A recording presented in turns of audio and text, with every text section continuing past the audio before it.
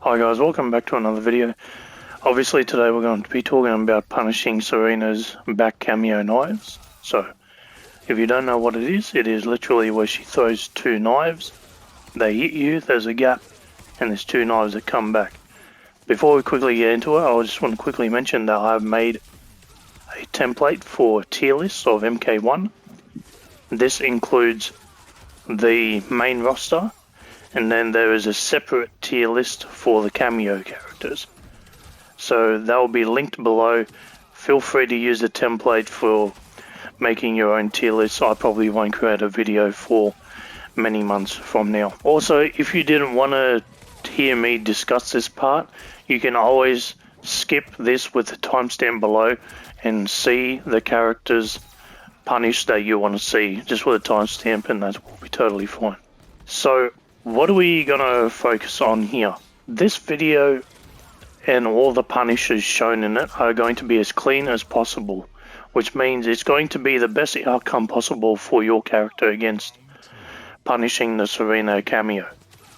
So this might be using a hard knockdown or just using a good ender on a punish, all those types of things. Some characters need meter to fully punish. What do I mean by this? There are some characters that do not have a low profiling move, so they need meter to get armor to get around the knives. In most instances you'll see the two knives will hit you, then there's a gap, you punish through the gap, and then you use armor to not get hit by the very last knife. Some characters, however, do not need my meter to punish at all. Characters like this are Liu Kang, Sub-Zero, Reptile, just to mention a few. They can fully punish the opponent without spending any meter, and obviously this is the best situation for them. However, some characters, like I said, do need meter, and if you don't use the meter, you will end up trading. Whether the trade leaves you plus or not, I do not know, but in my circumstances, I think that if you are in this scenario and you have the meter to spend, you should spend it on the armor to get through. However, some characters are not so cut and clear. Scorpion and Nitara, for example, they do not have a low profiling move, and they do not have an armored move that lets them tank the last knife, which means they end up in a trade situation. But these trade situations shown in my video do leave you plus, which means it is your turn. Another two different types of punishers is Havik and Reiko.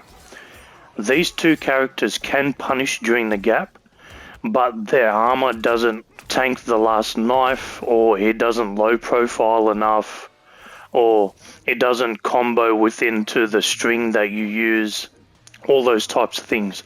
So in this situation, I've just showed them down poking, which either one resets the neutral, or two leaves you plus, and you'll see that on the character specific ones.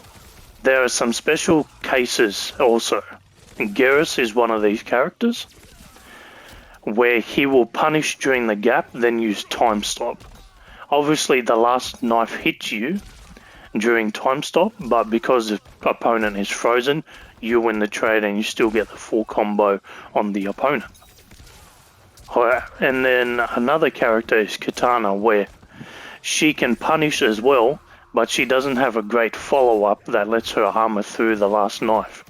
So she uses a trap move, and during this trap move there is a gap. However, if your opponent decides to poke you during your gap, they end up getting full combo punished for it.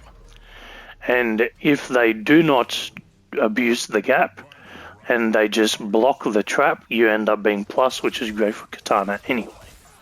That pretty much sums it up. Thank you guys for watching, and I'll see you guys in the next video.